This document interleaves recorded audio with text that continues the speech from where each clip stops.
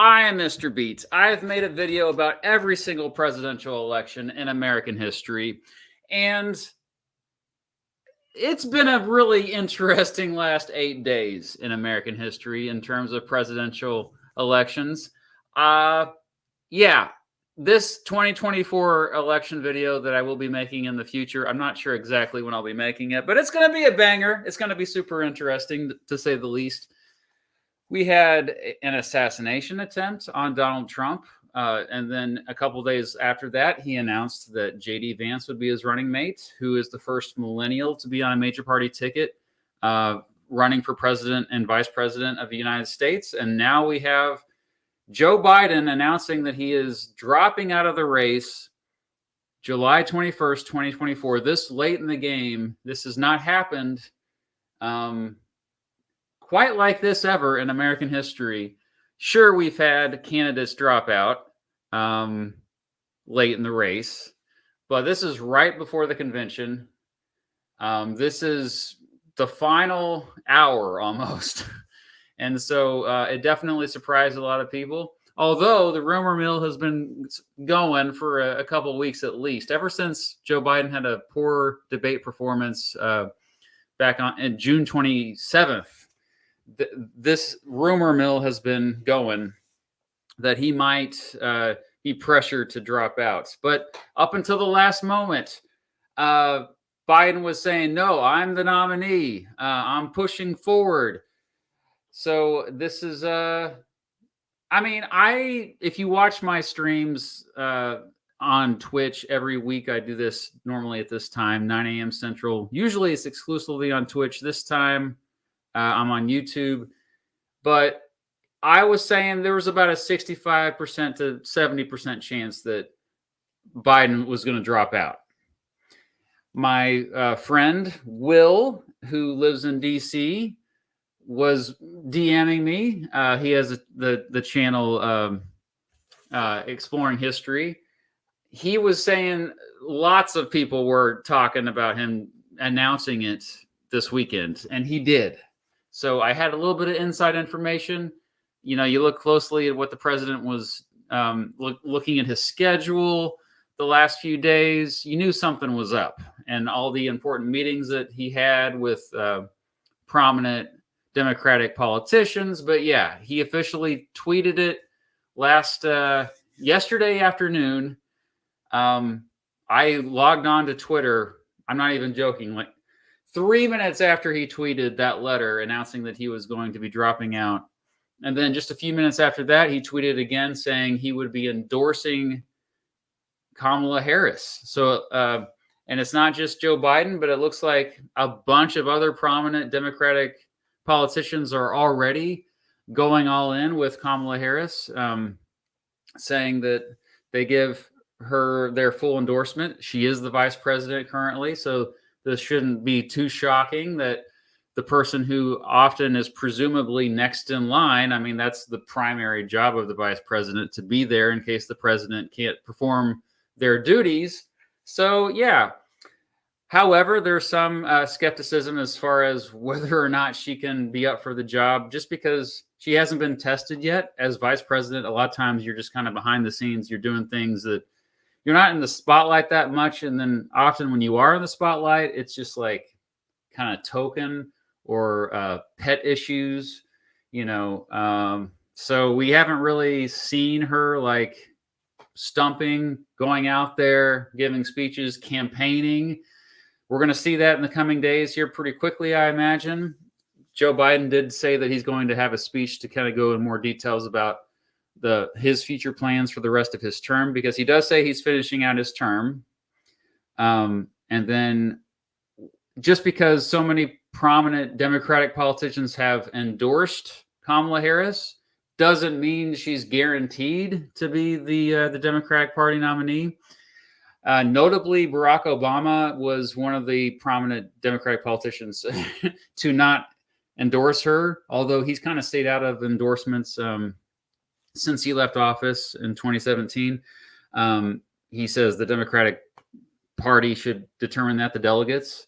So speaking of which, I just wanted to make sure we know the process, what's happening next, there's going to be, it doesn't. I predict that, yes, Kamala Harris will be the nominee at this point. She has all the momentum, and we can assume that all of those delegates who pledged their support already to Joe Biden are just going to shift to support Kamala Harris. I mean, this is just the reasonable expectation at this point. But yeah, going to one of my favorite websites, Ballotpedia. If you look here, I'll make this bigger here so you can see it better. If you look at the Democratic Party delegate rules, you'll see they already have 3,933 pledged delegates for this presidential election, and 739 are automatic. There's 4,672 delegates total. Remember that the Democratic Party, after 2016, reformed how much power delegates had. Like their super delegates are not really the dominant force anymore. They've delegated power amongst all the delegates, and so it's more decentralized and more democratic. Go figure. But there will be at the Democratic National Convention, which is going to be in Chicago here in about a month. There will be a formal process for voting, certifying who will be the presidential nominee for the Democratic Party. There's a virtual roll call that's held before the in-person convention. That will probably be a couple weeks before, or at least. The other issue, of course, is now that Joe Biden has withdrawn, who's going to be the running mate as well. So, assuming that Kamala Harris gets to be the official pick, there's now, I would say, much more buzz and speculation about who's going to be her would-be running mate. And so, I think a lot of people have expressed interest in somebody from the Midwest. There's a lot of qualified Midwestern governors, for example, that have been floating around the names. Also, we have, actually, I saw a super chat, so we'll get into that in a moment here. Before I get into speculation about who a running mate to Kamala Harris might be, just a few other things that I want to say, like about Kamala Harris. Remember, Kamala Harris, I did a stream about her in 2020 after Biden announced her as his running mate in 2020. Kamala Harris is, she has also similar to J.D. Vance, a pretty inspiring story. She's the daughter of two immigrants, one from Jamaica, her father, who's still alive, the other, her mother, who was a scientist, well-respected, from India. She grew up not as privileged as most politicians have upbringing. She definitely, she actually went to these things called public schools, for example. But once she did well in school, ended up going to where'd she go? Howard, right? Am I forgetting? Yeah, she went to Howard University. Later, University of California, Hastings. I think that she's often remembered for, in terms of before entering federal government, for her time as Attorney General of California. She was Attorney General in California all the way from, for 6 years, 2010 to 2016. And then she served as a senator before being picked as the running mate for Joe Biden in 2020. Before she was his running mate, she ran for president. She gained a name for herself as a senator as being a tough interrogator at a lot of committee meetings, for example. However, she's also been criticized for being a, quote, cop for her time as Attorney General, being tough on crime, especially notably, she went after drug offenders, those who broke the law, specifically with marijuana. No, we should probably say though that like despite that, she's changed her views on marijuana. She now calls for its decriminalization, and she supports Biden's calls for pardoning offenders of breaking marijuana laws, I should say. I'm not sure about other drugs, but that's one change you could say about her. Like, but she kind of gained that reputation as a cop, being tough on the law and order candidate back in 2020 when she ran for president. But yeah, like as far as her likability, I mean, she's not as charismatic, I think, as a lot of like as Barack Obama, for example, or Michelle Obama, even for that matter. So she struggled speaking. She's gotten notably better, I think, in the last few months. Maybe she's been practicing, but she still kind of has that awkward flair about her. She gets made fun of for her laugh, which good luck with that, Republicans. This is probably not going to be your best way to attack her. I mean, we're at a point now where we have on the Republican side, the candidate is somebody who's a convicted felon, also, in court, accused, like convicted of sexual assault, somebody who's been accused of stealing classified documents, not giving them back to the FBI, somebody who's been convicted of fraud. I mean, I just think that like people are over corruption at this point. If you support Trump, you basically now like, okay, I can let corruption slide. You don't really care about it as much.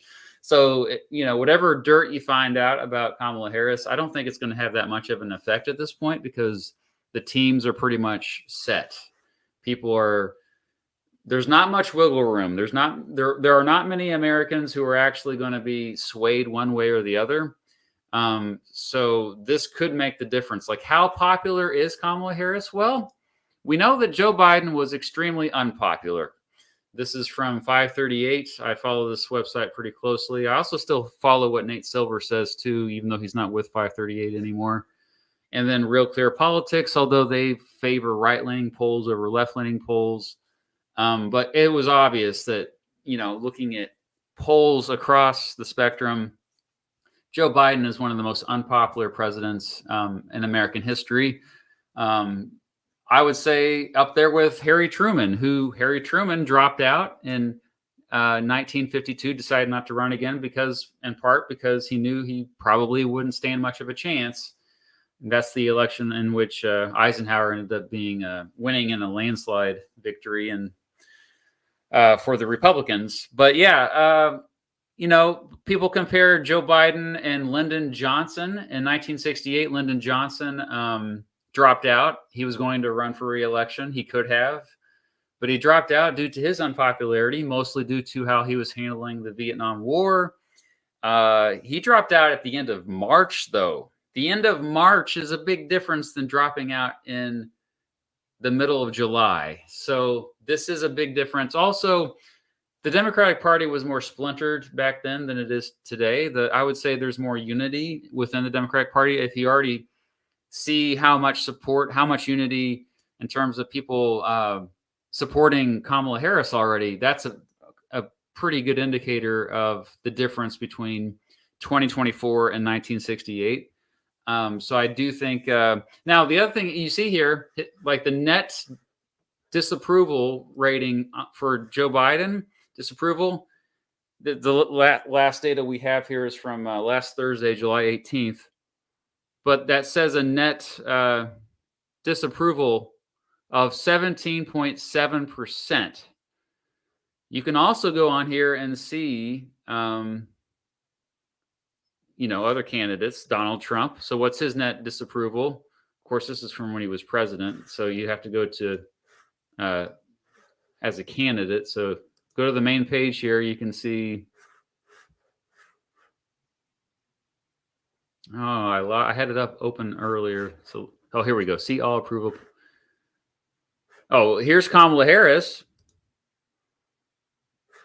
And she has a net disapproval as of July 17th of 11.8%.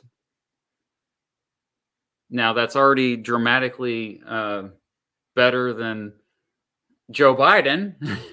11.8% versus 17.7%. That's a huge improvement.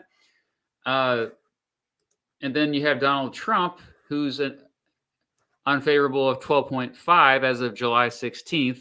So she has a better favorability ranking than Donald Trump already. She's starting with that.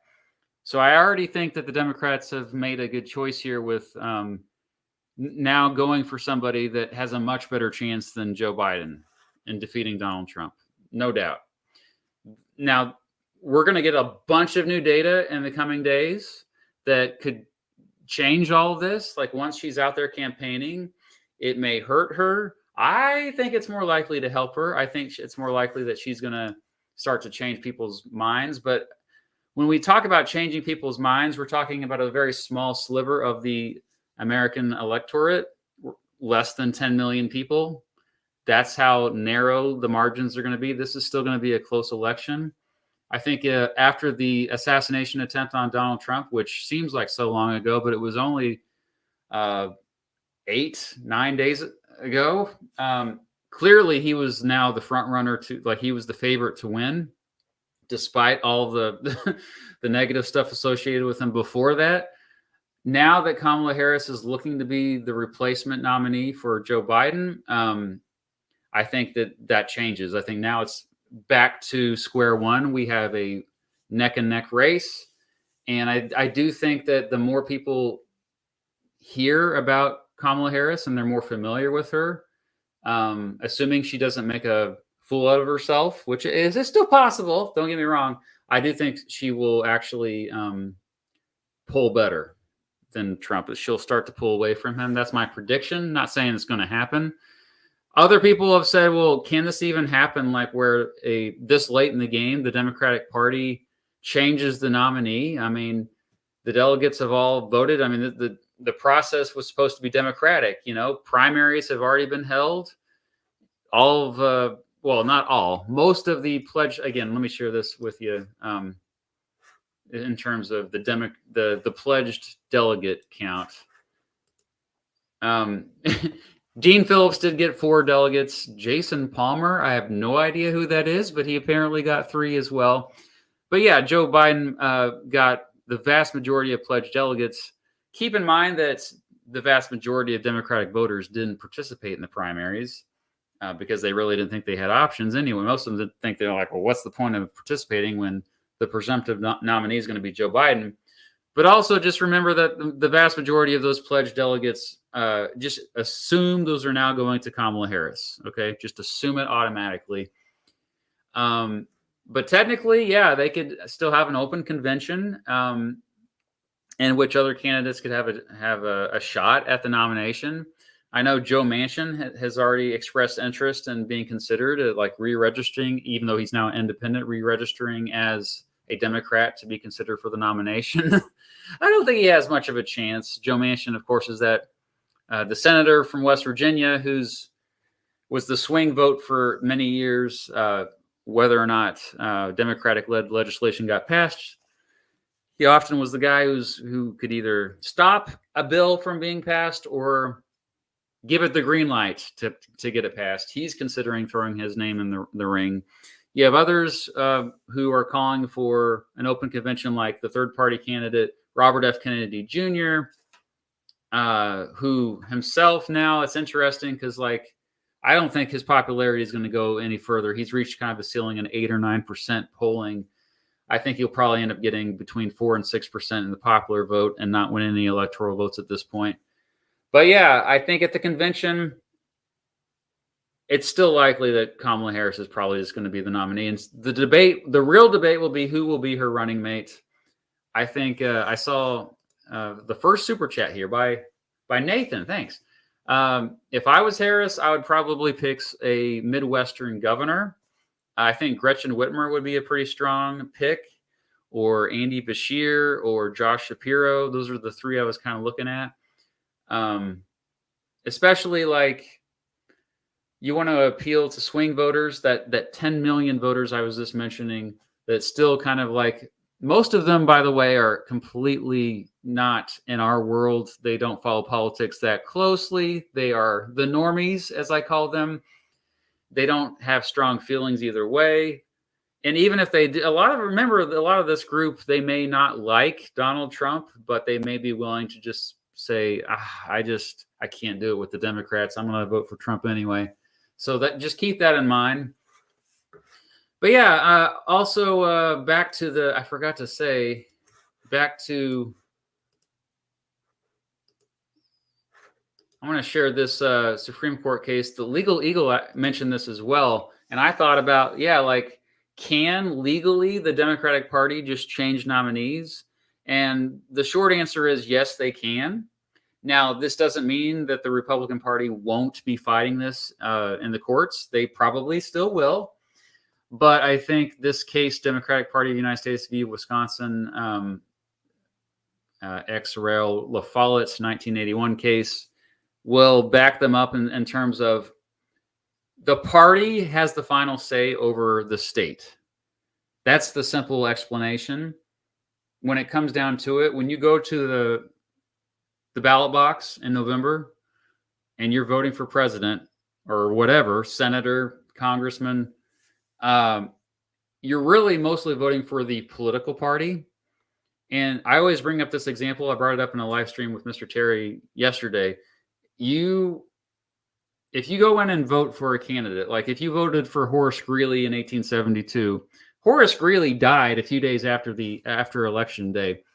But a lot of people are voting for the political party. They're not voting necessarily only for the candidate. So whoever is the running mate or whoever's next in line, it's just assumed they're probably going to be okay with that too. Because a lot of times people are just pledging support for a party's platform. And that's the justification for, there needs to be last minute changes sometimes. Things happen. What if Biden was still on the ballot? But then in October, the October surprise was Joe Biden died. What would happen? Well, automatically support would just go to the next in line, which is Kamala Harris. So I think a lot of people overthink these things. Like when you get ballot access in every single state, if you are an independent candidate, it's extremely difficult. That's why usually candidates will go with the political party. Now you can also have a write-in campaign, but that's even more difficult. So yeah, you're really the ballot access first and foremost goes with the political party. And that's why we view the Libertarian Party as a legitimate third option, or the Green Party as a legitimate third party option, because they are able to secure ballot access in all 50 states. That's a big deal because it's not easy to get on the ballot in all 50 states, as Robert Kennedy Jr. has found, although he's got ballot access in almost all of them, I think, at this point. But it took a lot of work because he was not associated with a political party. So that's a unique circumstance. Usually the political party is there first, and that's why candidates will seek the nomination process within the party system first and foremost. So I would say that any fight that the Republicans are going to try to start with, fighting this in court, trying to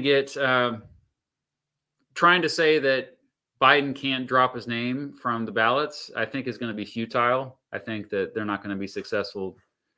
Kamala Harris will definitely be on the ballots. I think that's not really something to worry about for the Democrats. Let's just go through super chats here. I'm sure you have lots of good questions here. I can only go until 9:45 or so because I have something scheduled at 10. So I'll try to answer as many of these as possible. Thanks for being here, by the way. Lunar Wing Cloud, thanks for being here. Oh, well, thank you. How about that? Yes, first time in your lifetimes. This is definitely a historic election.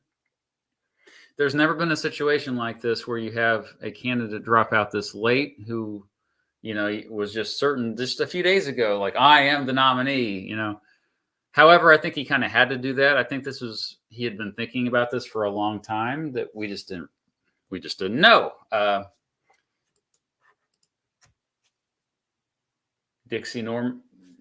Oh, not going to say that full name. Okay. Biden waited until the RNC ended so Kamala's endorsement would go right under the negative press. Yeah, that's a good point, because they wanted to wait as long as possible to avoid the Republican Party being able to dig up dirt and kind of develop a strategy to attack Kamala Harris. So, sorry you have a broken leg, Max. Man. Thanks for binging my videos. And if you want to binge my entire presidential elections in American history series, the link is in the description for the entire playlist. Heck yeah. Thank you, Max. Oh, Pete Buttigieg is a vice presidential nominee. I think he would be very strong. I mean, he's about the same age as JD Vance, and I think that debate would be pretty amazing to watch. I think he would do pretty well against JD Vance. They're both from the Midwest. Buttigieg is from Indiana, used to be the mayor of North Bend, Indiana. And yeah, JD Vance is from Ohio. Buttigieg is currently the Secretary of Transportation, so he's in Biden's cabinet already. So a lot of people have been floating his name for sure. Liam, hello from Ireland. Ireland, yes, awesome. Thank you for the kind words. Oh, genuine. Okay, well, I appreciate that. Yeah, well, the problem with being genuine, though, is a lot of times, like, I say stupid things. But yeah, thank you. Jack says, I think Harris is the better candidate. Duh. But also said that there isn't going to be a rematch. Don't worry, I'll still begin my video as we got a rematch. Yeah, but the thing is, Kamala Harris is going to have a very similar platform to Joe Biden, so it does feel like we're still getting a rematch in some ways. However, the fact that she is a woman, I think that's going to play in well with trying to motivate women in particular to vote, especially when we've seen what's been happening at the state level, whereas a lot of states have been moving to restrict abortion access after the Jackson v. Dobbs decision said that Roe v. Wade had to be overruled and it had to be turned back over to the states. No federal, I get not law, but like precedent there with abortion. So yeah, that might be something that almost symbolically, the fact that you have now, like imagine if Kamala Harris does go with Gretchen Whitmer, the governor of Michigan. They have two women running against two men. I think that just the symbolism of that will play in the favor of the Democratic Party. Anyway, I'm trying to ramble, so let's keep going here. Brooksy 10, thank you. Confidence in his ability to stand was at a breaking point before the debate, and the NATO fumble shattered it as a possibility. Yep.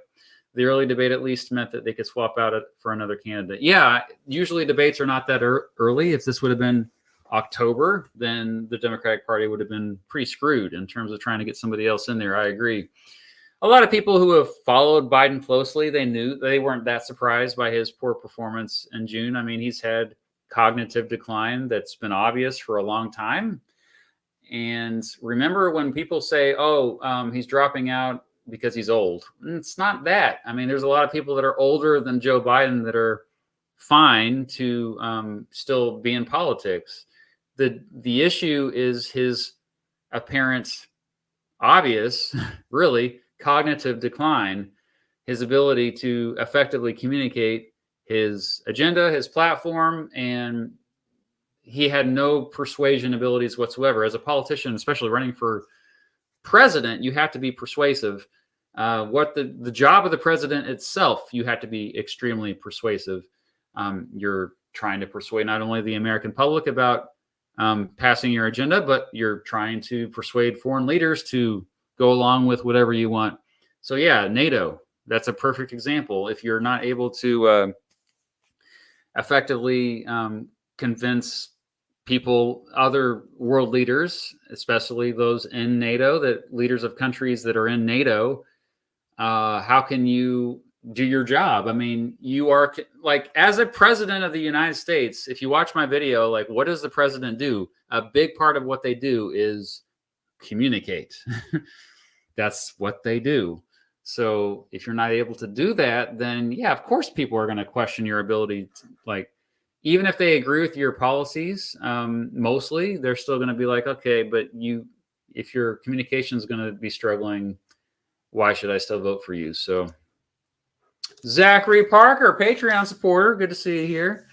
Working the election in Pennsylvania, the momentum has really shifted. There's real excitement around Kamala, and donations and volunteer signups are at a high we haven't seen since Ruth Bader Ginsburg died. Yeah, I will say that I saw, I'm not sure what the latest numbers were, but as far as, oh yeah, so let me just share this story I saw. Act Blue raises almost $50 million in donations after Kamala Harris announces campaign. So there's been a lot of donations pouring in ever since Biden announced he was dropping out yesterday. That's worth noting for sure. That's a good indicator. Is probably the right decision to make. Thank you, Zachary. Peppermint Swirl, what are your thoughts on Robert F. Kennedy Jr.? I'm supporting him since he's the likely one to beat Trump. Well, I don't think he's going to beat Trump. I think that he's not going to win any electoral votes is the problem. However, I always say if you live in a safe blue state or a safe red state and, basically a non-swing state, then you're probably best to vote for the candidate who you believe in the most, because that's really what it should be about, like supporting somebody you're truly excited about.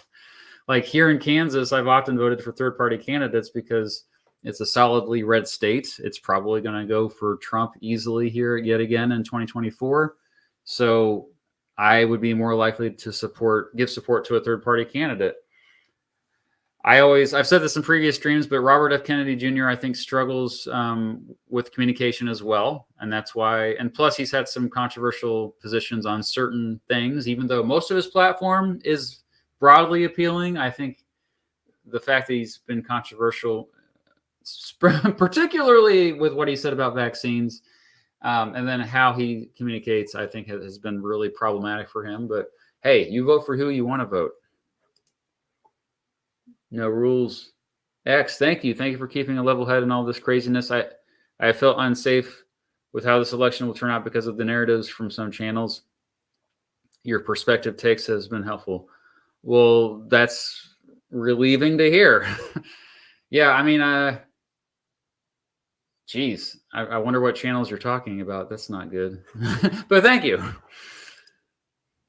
The 3 railway engines. Thank you. Won't happen, but I'd love to see some sort of unity ticket with someone like Mitt Romney as a running mate. I'm expecting it to be Josh Shapiro or the North Carolina governor. Yeah, Roy Moore, I think, or Roy Cooper, not Roy Moore. Roy Moore is the guy who ran for Senate in Alabama. Roy Cooper, the Democratic governor of North Carolina, also a swing state.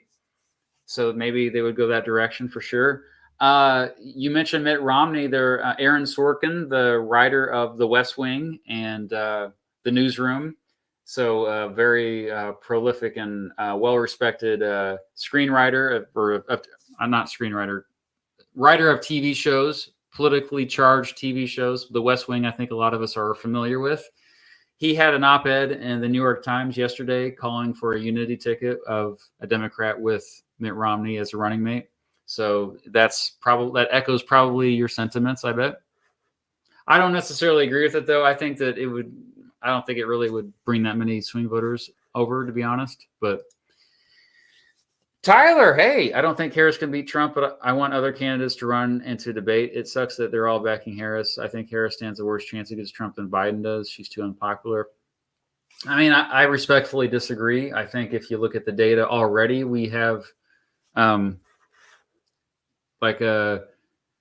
Kamala Harris, according to 538, has a net favorability of 0.6% compared to Trump already. And that's before the campaigning has even begun, before any attack ads or before any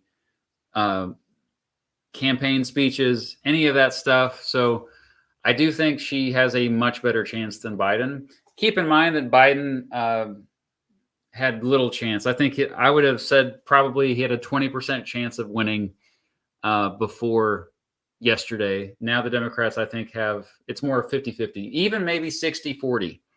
I think Kamala Harris gives that much because there's a lot of excitement already. So, and if you don't see it, like, you might just kind of step out of your echo chamber a little bit, talk to people that you don't normally talk to about politics. I think that's when you kind of get an idea like, oh, maybe she does actually have more broader appeal than Biden. Because remember, the main reason why people that were on the fence about Biden were like on the fence to begin with is because they were worried about his cognitive abilities. They were worried about him being too old and frail and, not able to handle 4 more years of presidency. The toughest job in the world. But thank you, Tyler. Hunt. New Zealand. Wow. Apolitically speaking, as a non-American, do you think she has a good chance to gather support so late in the game with less popularity than Biden? She's more popular than Biden. She's definitely has a much better chance than Biden. It was an extremely smart move by the Democratic Party to talk Biden out of running again. I'm not sure where this keeps coming from, these talking points that, like, maybe you're all fans of Alan Lichtman, but I think I've strongly disagreed with him. Like, he keeps talking about the incumbency, like the fact that incumbents have so much more advantage, the incumbency advantage. Throw that all out the window, scrap it, because in this election in 2024, we have 2 incumbents. Also, if it's Kamala Harris, she's technically already the incumbent. She's in the executive branch. She's been there the last 3.5 years. The incumbency is irrelevant in 2024. So I think now we're just looking at, like, that debate in September between Harris and Trump, that will be huge. If it still happens. Apparently there are rumors now that Trump is maybe like, oh, I don't want to debate Harris. Well, that would make him like even worse now, wouldn't it? Knight, thank you. Literally all the claims at Trump are nonsense. I don't know what claims you're talking about. I need some more context here. Boo Radley, hey, do you think Joe Manchin would be a good candidate to balance the ticket and mitigate JD Vance's?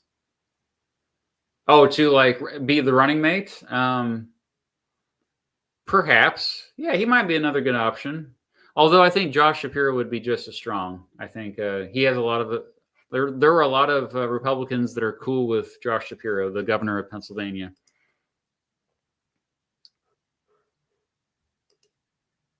Oops, going the wrong way here.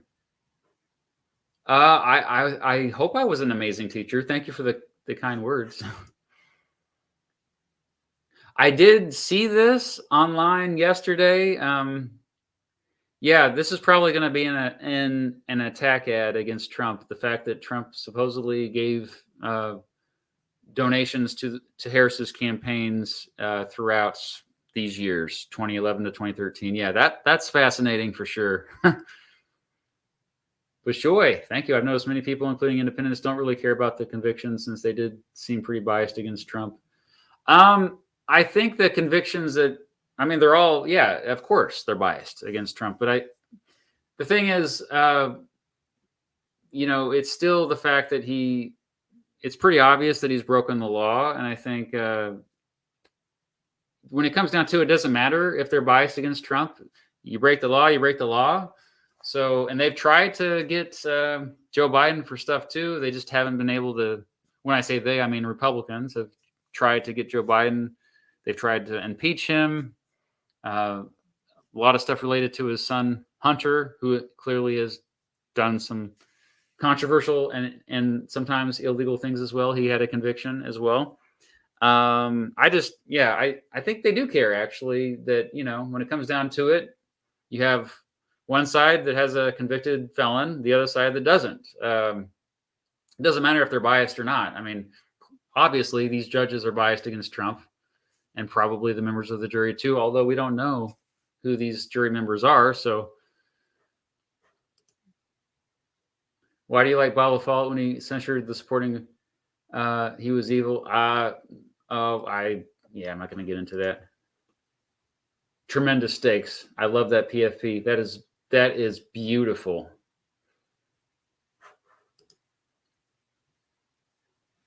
Nick, thank you. Do you think it would be effective to have a never Trump Republican as Harris's running mate? I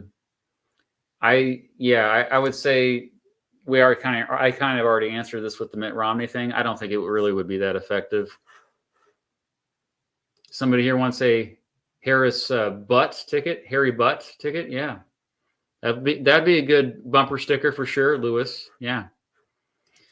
I mentioned 1968 earlier. There are similarities, but I think more differences than similarities. Thanks for the kind words, Dilly. If Trump loses this election, what do you think we will see come out of the Republican Party? Well, first of all, Trump, if he loses this election, he's going to do the same thing he did in 2020 and deny the results and fight the results and rile up his base, and they're going to go to the streets and more violence will happen. Except this time it will be even worse. And there will have to be beefed up security for that reason. But yeah, more broadly speaking, will we see a larger movement of people who think that the election is faked? About the same, I think. Does Trump have any chance at a third run? Depending on what happens with his criminal trials, because they're all being appealed. It's all not going to just go away if he loses the election. If he gets reelected, I think a lot of that stuff will go away. And I think that's one of the main reasons why he's running, is to avoid punishment for alleged crimes. But yeah, I think in 2028, I mean, he's also going to be really old by that time. I think most Americans are going to want to move on. Frankly, I think J.D. Vance will be the next guy now at this point. Or still maybe, I keep saying Vivek Ramaswamy, but I don't know. Or Ron DeSantis of Florida. Like, those might be the three that you look at as far as carrying the Trumpism forward post-Trump. But yeah, good questions. Hey, Tom's Table's here from Twitch. Oopie soup. Hey, everybody subscribe to Tom's Table on YouTube. Check out Tom's Table. It's a good channel. Me, Robin. Will you make a short video updating the best accomplishment and worst mistake of Joe Biden after his term is over? Oh, yeah, that's a good idea. Yeah, when I made that video about every president's greatest accomplishment or every president's worst mistake, it was early in the presidency of Joe Biden. And so, yeah, a lot of stuff has happened since then. So definitely it's a good idea. Ooh, the sun is really, hold on, it's getting bright. There we go. The sun was getting too bright. Yes, insurrection to electric boogaloo if Trump loses, except this time it will be worse. Thank you, Aditya. I appreciate your support. Somua SM, I'm just glad Biden can finally rest. Not a Democrat, but that man had to be stressing out like those Obama before and after pictures of his presidency. No kidding. I mean, even if you look at footage of Joe Biden from 2020, 2021 compared to this year, it's a dramatic difference. I mean, the presidency ages you probably 3 times as much as you would age normally. The only exception is Donald Trump, which kind of makes you wonder, how hard did he work if he didn't age that much in those 4 years he was in office? Biff, thank you. Looking forward to you calling every senator to ask who the nominee should be. I don't think I'm going to do that. Dawson, thank you. Greetings from Utah. I recently graduated college with a degree in history, and I'm glad I did because 2024 has been pretty historic thus far.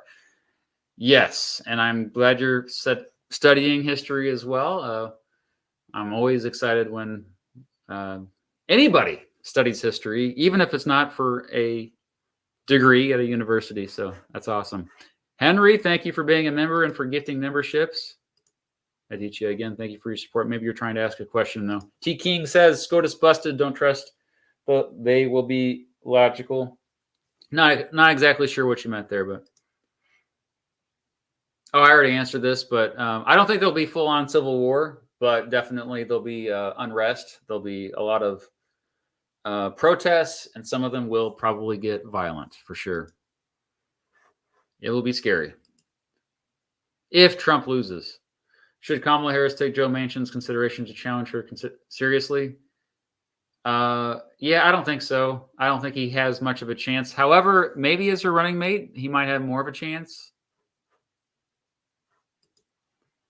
It does feel like we're in a show, Malik. Yeah, I mean, I'm sure the corporate media is appreciating all this stuff happening because their ratings go up. Hey, mine do too, though. Hey, I'm doing a stream here. Look at this. I'm getting super chats out of it. Lucky me. Good luck with your new job, Toxie Chaos. It's going to go fine. Just, yes, good luck. I don't know what your job is, but congratulations on the new job. Jonathan, thank you. Sorry, I keep getting lots of text messages here. I'm going to turn this on silent. Okay. I'm a popular guy. What can I say? Jonathan says, hey, Mr. B, out of all presidential elections, which election do you think is more crazy than this one? 1912, for sure. 1860. 1968, maybe, but that's about it, though. Most other presidential elections, I mean, this is great. Like, we remember back in 2020 when we were thinking, oh, this is going to be the craziest election ever. I mean, the pandemic was something that was interesting about it. And January 6th, what happened afterward. But I would say 2024 has been way more interesting than 2020 already. So, but yeah, there's a few. If I keep thinking about it, 1824 was crazy just because of the fact that it had to go to the House of Representatives. 1800 was crazy as well, but that was I just feel like it's hard to compare because there were so few people that actually were able to influence the outcome back in 1800 compared to today, you know? Yes, I am. It's supposedly still happening. I'm doing a live stream with Alan Lichtman about his 13 keys coming up here in August. Do I agree with him that dropping Biden puts the Dems in a precarious position? Absolutely not. I think he's been digging in his heels here, and he's wrong, absolutely wrong with this. So I'll confront him about that for sure. What if Harris selects Mike Pence as her VP? Yeah, that would be funny, but I don't think it's going to happen. Mark Kelly has also been floated, a senator from Arizona. I think he's somebody who has cross appeal in terms of definitely independents like him. So that's another possibility. Do you think Harris has a better shot to defeat Trump? I already answered this. Yes, she does. Yeah, I mean, when we say lesser of the two evils voting, it's been this way for a long time. So yeah, I think even if you don't like Kamala Harris, it doesn't matter if you're voting for the lesser of two evils if you also hate Trump. I think she is the lesser of the two evils for many Americans. That's the fact. I mean, the same thing could be said about Biden as well in 2020 and Clinton in 2016. And I think Harris will actually have better appeal than Clinton because Clinton was pretty divisive. Hello, it's Dustin. Hey, Mr. B, prominent viewer and future history teacher here. Heck yeah, yeah. What's your opinion? I already gave my opinion on RFK Jr. I don't think he's going to have that much impact. Like I said, 4 to 6% of the popular vote, probably no electoral votes. The average multi-content guy. Okay, thank you. If you think Kamala Harris has a chance at winning in November, and out of the 4 shortlist candidates for running mates, I assume, Mark Kelly, senator from Arizona, Andy Beshear, governor of Kentucky, Roy Cooper, governor of North Carolina, and Josh Shapiro, governor of Pennsylvania, which one is her best option? Personally, I like Beshear the best of those 4. However, I think her best option of those 4 is Josh Shapiro. So that's just like looking at everybody. It's not going to be 30 minutes long. Remember, my presidential election videos are short, and so it will not be longer than probably 15 minutes. Sorry to disappoint you, Jerry, but thank you for the super chat. Don't cry because it's Joever. Smile because you exist in the context of all in which we live and what came before us. Looks like we have a coconut there, so that indicates they are a supporter of Kamala Harris, and also they appear to support Bashir as her running mate. Henry, if Trump loses this election, what do you think we'll see come out of the Republican Party? Will we see a larger movement of people who think that the election is faked? Oh, I already answered all this. I'm sorry. But thank you, Henry. Henry, thank you so much for the super chat. We're going to go about 9 more minutes, and then I got to wrap this up. So, Mike, Phantom, about to publish my first story. It's 2 books, and it's about JFK Jr. marrying Princess Diana. Both don't die in the 90s, and he becomes a senator in 2000 and pres in 2008. I love it. That's awesome. I would love to read that. Robert, is there a chance for a James Garfield or James Polk style dark horse at the convention? I think there's a chance. There's always a chance for a dark horse. That's why they're called the dark horse. Somebody could come out of nowhere. But I think there's more of a chance for a dark horse as somebody who's going to be the running mate. I think Harris, it's going to be really difficult to run against Harris for the nomination at this point. Even though I know a lot of people are saying, well, this is a lot of people are saying, yeah, this is rigged. The Democratic Party is not democratic. They're not listening to the will of the voters. I think the most Democratic voters just didn't want Biden. That's the thing is, you put almost anybody in there in his place, and they're like, all right, fine, whatever, meh. So, but yeah, I mean, it will be fun to see who they decide to pick for the vice president, because it's going to be definitely more influenced by ordinary voters, certainly the delegates. Whereas on the Republican side, Donald Trump, he had the final say as far as who would be his next running mate, which was Mike Pence. Just kidding. Mike Pence didn't join in this time for some reason. Do you think Harris could convince ex-Haley voters, as they have completely opposite positions on abortion? That's a good question. I'm skeptical. I don't think she's going to convince many ex-Haley voters. However, maybe on foreign policy, they'll still be swayed, because they probably agree, for example, on Ukraine, on support for Ukraine. So, Jack L., hey, thank you. Jack L., the legendary Jack L., Patreon supporter, awesome person. I'd love to see a legit old school convention with many contenders, ballots, fluctuations like GOP 1880. But I feel Harris will basically be an automatic pick instead. I agree, Jack. Convention fund seems to be dead. Yeah, it is sad.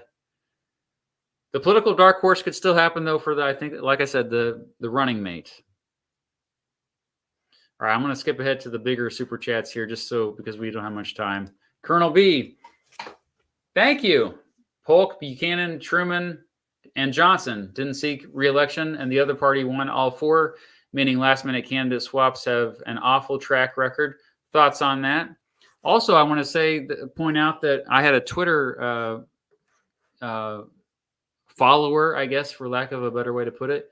They informed me, and I think I fact-checked this, I think it's true, that Joe Biden is the first incumbent president to not seek re-election in 56 years, and the first one full-term president to not seek re-election in 144 years, although he technically did seek re-election, and then he just changed his mind after that.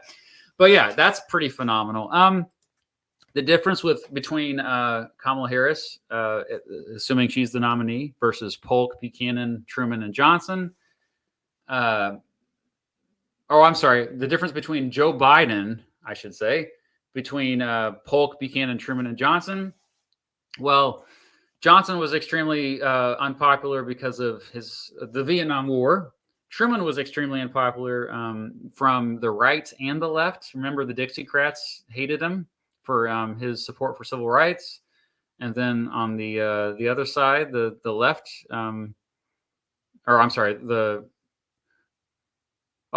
was on the left, but he was hated on the right and the further right, I should say. Yeah. Because I forget the Republican Party was much more left-leaning back then. But he was hated all around for the Korean War. That's another. So Truman and Johnson were wartime presidents, controversial wars. Buchanan was just horrible. probably the worst president in American history still. Polk did not seek re-election from day one. He had already planned on not being another nominee. Also in 2024, we have the unique situation of Biden just cognitively, it's obvious to a lot of people that he just cognitively couldn't handle another 4 years. And Trump is hated by the majority of Americans. Not just disliked, hated. That's a big deal. A lot of people who support Trump don't like to hear that fact. They don't like to acknowledge that Trump is actually unpopular among the majority of Americans. But if you can't get past that, you're gonna have a hard time. Trump's best bet of winning is convincing people not to show up to the polls that would otherwise support the Democrat, and then also getting his own supporters to absolutely show up.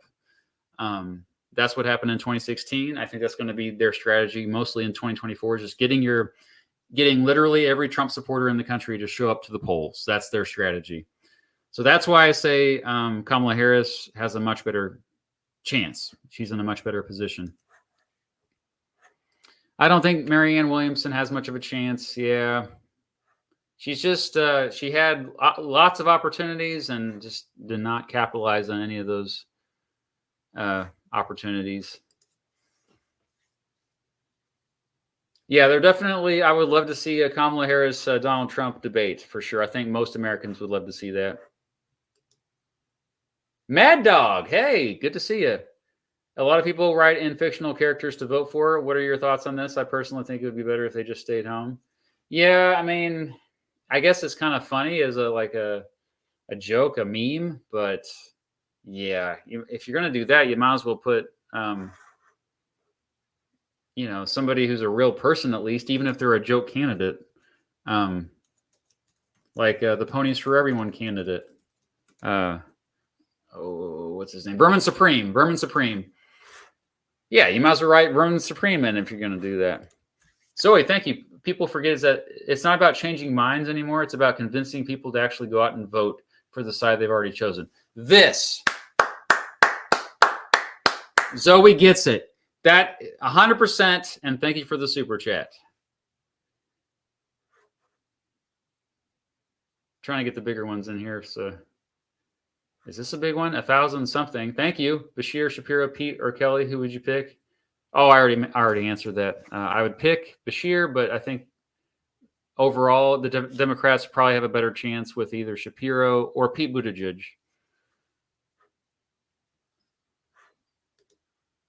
Carl, asking as a non-American, are you seeing a rise in trade union membership? Yes. Will American single-payer universal health care ever be? Yes. I predict probably within 10 years. Kamala has often expressed her admiration for racial equity. How does she fare in that when she was a wealthy Jamaican father and a Brahmin mother? They were not that wealthy. So I would say that, they were better than most immigrants just because they were, her parents were well educated.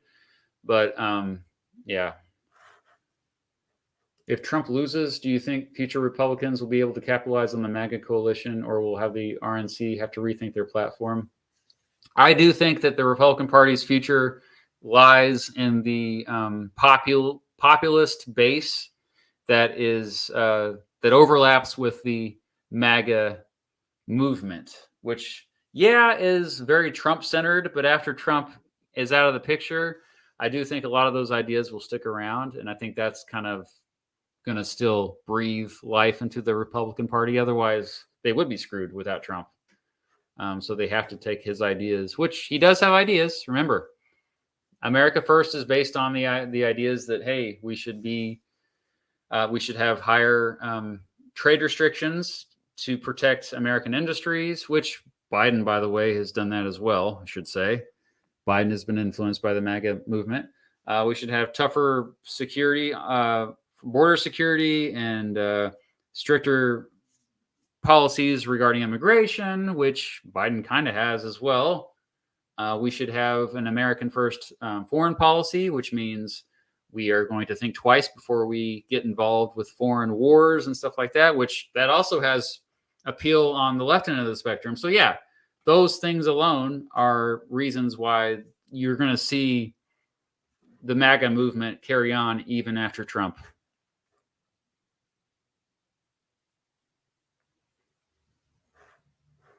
All right. I know it's time for me to go. I'm going to try to see. Osbers is here.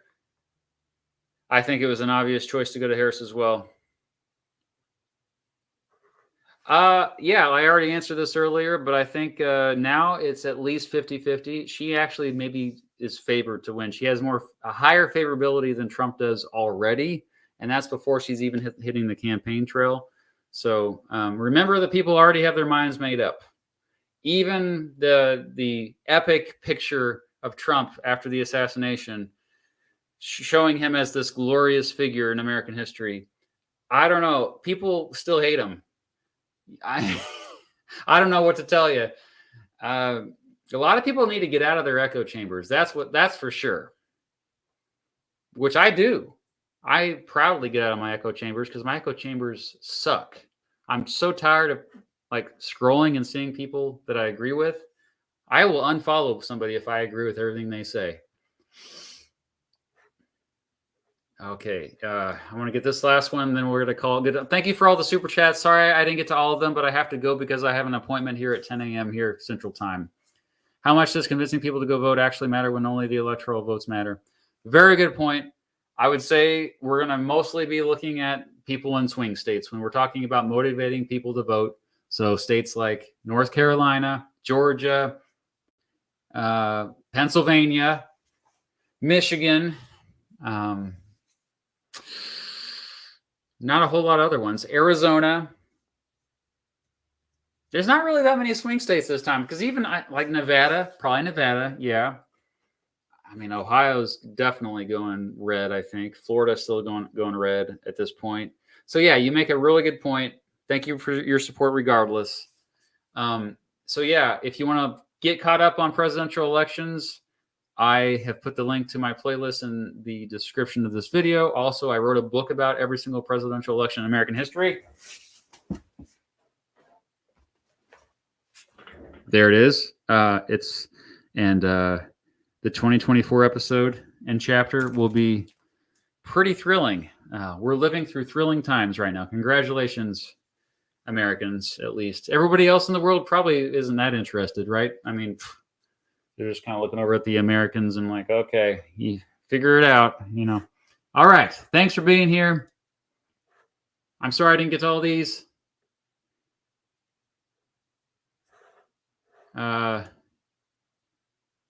Thank you so much. Oh, yeah, Northern Ireland. But yeah, I got to go. I'm so sorry. Have a wonderful day.